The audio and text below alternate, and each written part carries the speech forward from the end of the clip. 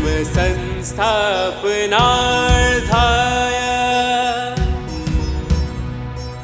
संभवामि युगे युगे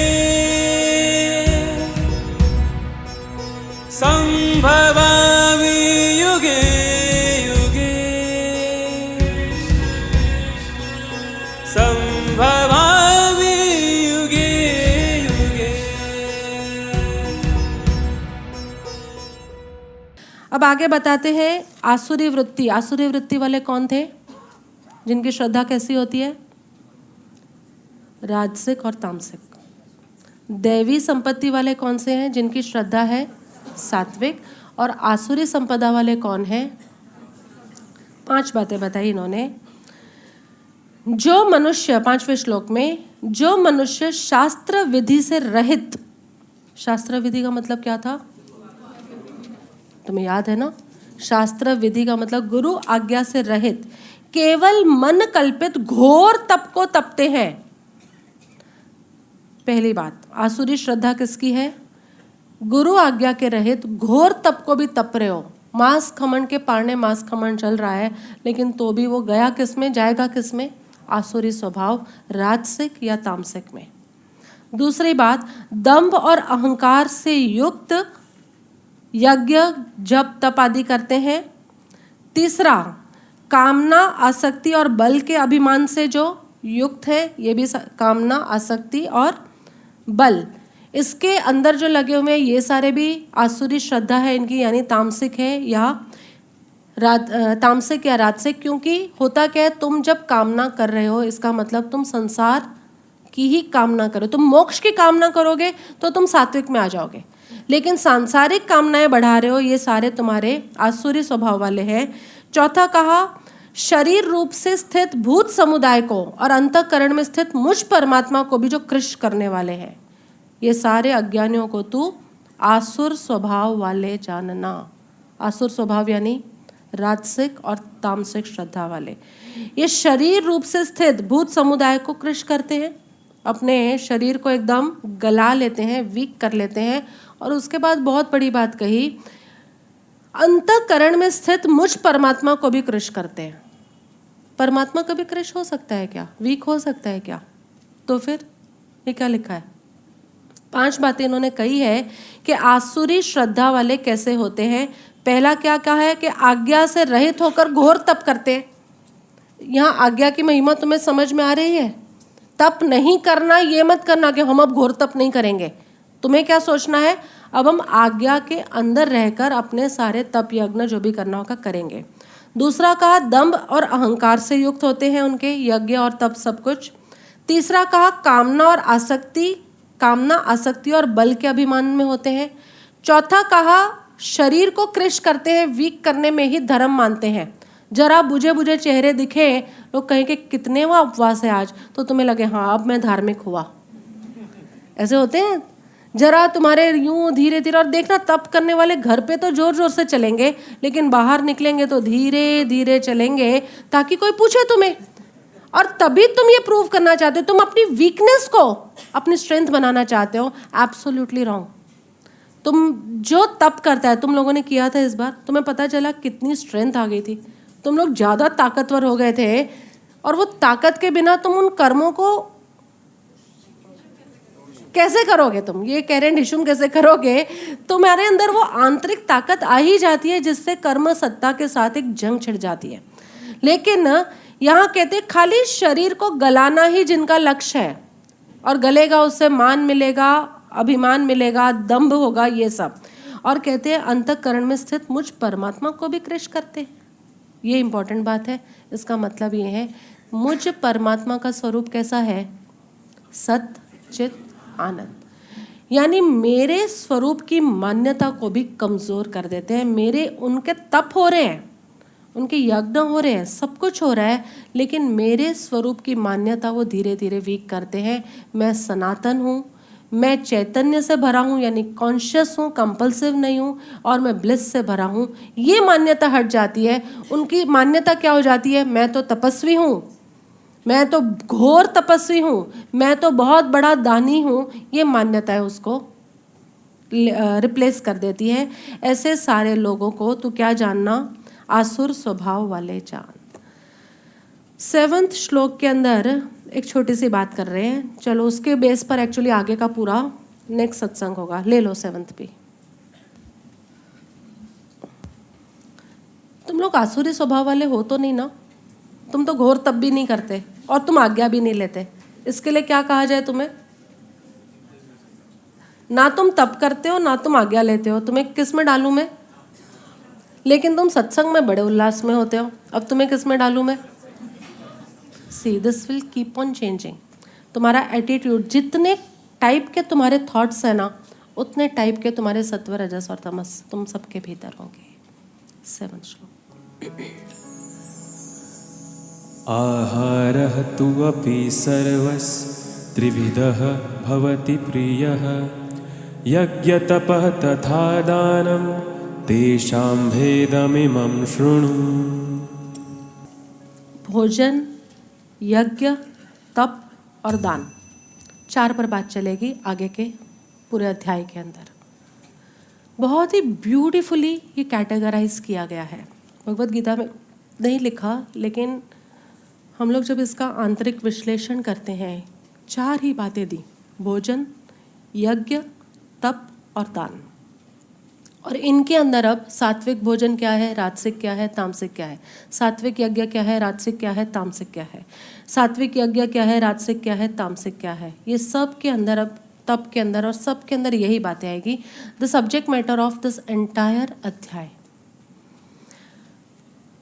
तुम चाहो या ना चाहो, लेकिन हर व्यक्ति 3 प्रकार के संबंधों से जुड़ा हुआ है। तुम चाहो तो कितना भी अपने संबंधों को कॉन्ट्रैक्ट कर लो, निम्न कर लो, लेकिन 3 संबंधों से तुम कभी भी नहीं छूट सकते। हमेशा 3 संबंध तुम्हारे साथ रहेंगे। पहला, सृष्टि के साथ का संबंध। दूसरा, समाज या संघ या संगठन के साथ का संबंध। तीसरा, शरीर के साथ का संबंध। तुम चाहो तो भी ये 3 संबंध कभी नहीं छोड़ सकते। अब तुम एसआरएम में आते हो, भले तुमने सारे रिश्ते नाते साइड रख दिए हैं, लेकिन एसआरएम में आते हो तो तुम्हारा सृष्टि के साथ का एक संबंध तो चल ही रहा है। एसआरएम के साथ तुम्हारा एक और संबंध चालू हो गया। भले अब तुम कहते हो हम कहीं और नहीं जाते, लेकिन जाते ही होगे तो वो भी संबंध चल रहे हैं। वो एक समाज है और यहाँ पर भी एक समाज है। दिस इज ऑल्सो संघ। वहाँ समाज कहते हैं या संघ करता है, कहते हैं संगठन कहते हैं। तो ये भी इसके साथ का एक संबंध तुम्हारा बनेगा। और तीसरा तुम्हारा शरीर। You can not avoid these 3 relations. बाकी तुम कोई भी रिलेशन अवॉइड करो, लेकिन ये 3 रिलेशंस तुम कभी भी अवॉइड नहीं कर सकते। तुम्हारा पूरा जीवन इन 3 संबंधों से घिरा हुआ है, हाँ कि नहीं? You are using these 3 relationships, yes और no. Every moment of your life सृष्टि के साथ, समाज के साथ और शरीर के साथ तुम्हारा रिलेशन चल रहा है। और जो कुछ भी चल रहा होता है उसके अंदर repair and maintenance, they both are required. Yes और नो? अब मैं इसको कनेक्ट कर रही हूँ आगे के अध्याय के साथ।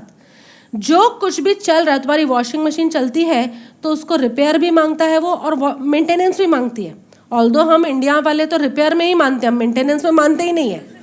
खराब हो जाए तो रिपेयर करा लेंगे, लेकिन खराब ही ना हो इसके लिए मेंटेनेंस भी होता है, जो फॉरेन कंट्रीज में बहुत होता है। वहाँ पे चीज़ें रिपेयर नहीं होती, मेंटेन की जाती है। और इसलिए वो एनुअल मेंटेनेंस कुछ बनाते हैं तुम लोग, एएमसी कॉन्ट्रैक्ट बनता है, एनुअल मेंटेनेंस कॉन्ट्रैक्ट। जिस चीज़ को भी यूज़ किया जाएगा उसके अंदर मेंटेनेंस और रिपेयर, ये दोनों चीज़ें आवश्यक है। तुम क्या रखना चाहते हो? मेंटेनेंस रखना चाहते हो, रिपेयर, या दोनों? दोनों ही होनी चाहिए। सेंसिबल तो वही है, हर बार वॉशिंग मशीन खराब हो उसके बाद ही वो उसको बुलाओ। मेंटेन करो ना पहले से कि खराब ही ना हो। दोनों चीज़ें इंपॉर्टेंट है। सृष्टि के साथ तुम्हारा संबंध है, उसके अंदर भी रिपेयर एंड मेंटेनेंस चाहिए। संगठन, मैं अभी एसआरएम की ही बात करती हूँ, मैं समाज को छोड़ रही हूँ। तुम्हारा एसआरएम के साथ भी संबंध है, उसके लिए भी रिपेयर एंड मेंटेनेंस चाहिए। और तुम्हारा शरीर के साथ भी संबंध है, इसके लिए भी रिपेयर एंड मेंटेनेंस चाहिए। यस और नो? यहाँ पे कृष्ण ने 4 बातें बोली।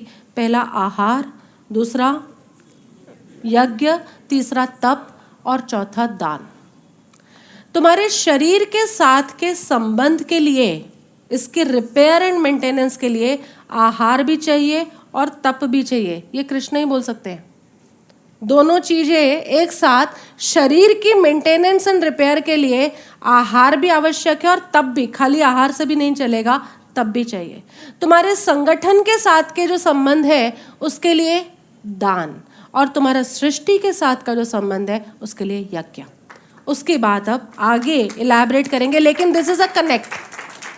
हम कनेक्ट कैसे करेंगे कि ये चार चीजें क्यों समझाई कृष्ण ने, ये चार बातें ही क्यों उठाई? क्योंकि तुम्हारे ये तीन संबंध इनएविटेबल है। तुम अगर एसआरएम में नहीं हो तो कुछ लोग अगर एसआरएम में नहीं, वो भी किसी ना किसी समाज से तो जुड़े ही होंगे ना, छोटे छोटे समाज। तो समाज के प्रति भी तुम्हारा कर्तव्य है। तो वो कर्तव्य क्या है? दान। तुम्हारा यहाँ पर शरीर के साथ का क्या कर्तव्य है? रिपेयर एंड मेंटेनेंस, तप एंड आहार। तुम्हें पहले आहार ही याद आएगा, तप और आहार। और पूरे सृष्टि के साथ 12 प्रकार के यज्ञ कर्म बताए थे, तुम्हें आएगा अभी अगले सत्संग में, एक बार वापस रिफ्रेश कर लेंगे कि ये यज्ञ कर्म, यज्ञ करना, यज्ञ का मतलब तुम हवन कुंड सजा के बैठो ऐसा नहीं है। यज्ञ मतलब लॉट ऑफ थिंग्स, काफ़ी तुम्हारी चैरिटी, तुम्हारी शक्ति से चैरिटी हो सकती है, तुम्हारी सेवा का भाव हो सकता है, तुम्हारी डिवोशंस हो सकते हैं, तुम्हारी समाज कल्याण की कोई भी योजनाएं। जैसे मेरे लिए एसआरएम मेरा यज्ञ है, मेरे लिए एसआरएम इज माय यज्ञ। इसे मैं किस में डालूं? दान में डालूं, आहार में डालूं, तप में डालूं, किस में डालूं? मेरे लिए एसआरएम इज माय यज्ञ, और इसलिए इसको मैं यज्ञ स्थल कह सकती हूँ। ये मेरा यज्ञ स्थल है।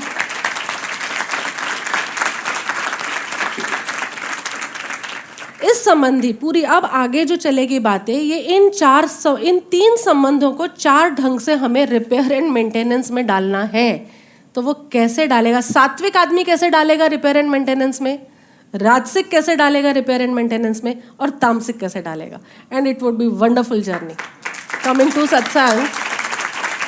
तो मजा आ जाएगा कि अरे हम कहाँ खड़े हुए हैं अभी तक। ये तीन संबंध, मोस्ट द इनएविटेबल संबंध, जिसे तुम कभी भी छोड़ नहीं सकते, इसके अंदर आएगी सारी बातें। तुम्हारा तप कैसा होना चाहिए, तुम्हारा आहार कैसा होना चाहिए। और ये सच में फैसिनेटिंग टॉक है कि जो कृष्ण ही बोल सकते हैं, आहार और तप को एक पेज पे रखा है। ये कृष्ण के अलावा और कोई नहीं कह सकता। यज्ञ कर्म, तुम्हारे यज्ञ, जैसे मैंने कहा ये एसआरएम मेरा यज्ञ है। तुम्हारी जिंदगी का यज्ञ क्या है? How you are returning back to सृष्टि, पूरी सृष्टि को कैसे लौटा रहे हो। मुझे पाद प्रभु की एक आदत बहुत अच्छी लगती है, 2-3 सालों से मैं देख रही हूँ। वो जब वो 11th-12th में था तो वो कुछ ऑनलाइन कोर्सेज करता रहता था अपने सब्जेक्ट को पढ़ने के लिए, डीपली पढ़ने के लिए, क्योंकि स्कूल में तो शायद पढ़ते नहीं होंगे, तो इन्हें ऑनलाइन पढ़ने की काफ़ी आदत रही। खान एकेडमी थी, खान एकेडमी से वो फ्री कोर्सेज थे, उसमें कोई पैसा नहीं लगता था, फ्री कोर्सेज थे। और वो उसने बहुत सीखा। जब भी कोई टॉपिक पर अटक जाता था, वो खान एकेडमी में जाकर वो अपना उस टॉपिक को सीखता था। मुझे बहुत अच्छा लगा पार्थ की ये बात कि जब उसकी फर्स्ट सैलरी आई, अब उसने रीम फार्मा को ज्वाइन कर लिया, तो उसकी पहली सैलरी आई, उसने सबसे पहले खान एकेडमी को वो पैसे लौटाए। उन्होंने मांगे नहीं है।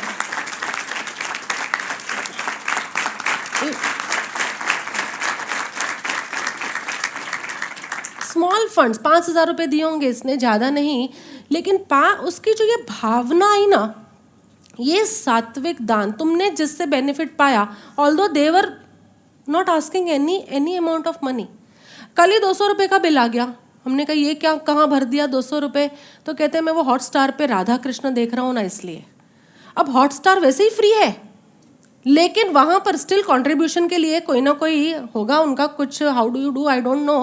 कहते जब वो लोग तो फ्री अपलोड कर रहे हैं, लेकिन कितनी मेहनत लग रही होगी, क्योंकि अब ये लोग करते हैं ना, इसलिए इनको पता है कि पीछे कितनी बड़ी टीम चल रही है, कितने रिसोर्सेज चल रहे हैं।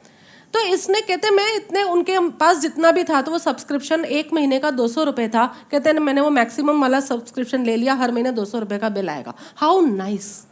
I don't call it overspending, I call it सात्विक स्पेंडिंग।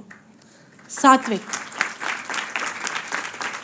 वो तो फ्री में ही अपनी सेवा ऑफर कर रहे हैं, उन्हें तो कुछ है ही नहीं कि वो तो हॉटस्टार पे आ रहा है और सबके लिए फ्री में है। लेकिन नहीं, मैं सब्सक्रिप्शन लेके देखूंगा। ऐसे उल्टे पुल्टे खर्चे तो हमारे घर में बहुत होते हैं, लेकिन जब से भगवत गीता समझ में आई ना, तब से मुझे समझ में आया this is his relation with that, वो जो समाज या संगठन है या जो सृष्टि है उसके साथ का इसका ये रिलेशन है, ये सात्विक रिलेशन है।